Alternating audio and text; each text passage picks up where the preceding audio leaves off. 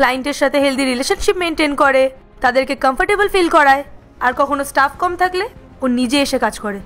আর নিজের ক্যাফেতে এসে যদি ও ওয়েটারের কাজও করে থাকে, এতে সমস্যা কোথায়? দেখো, কোনো কাজকে ছোট করে দেখা উচিত না।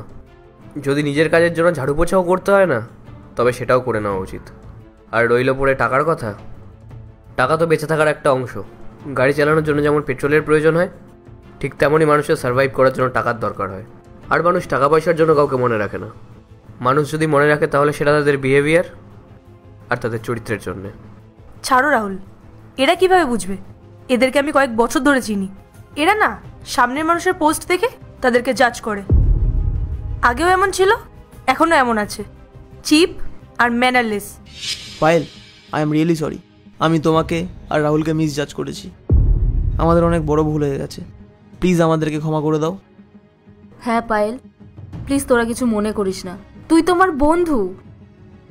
বন্ধু? চুলো হয়ে যায় তোরা দুজন, আর চুলো হয়ে যাক তোদের এই বন্ধুত্ব।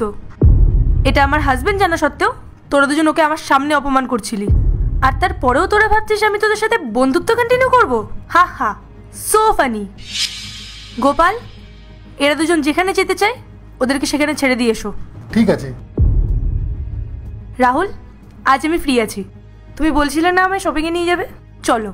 ঠিক আছে, বাই, টেক কেয়ার।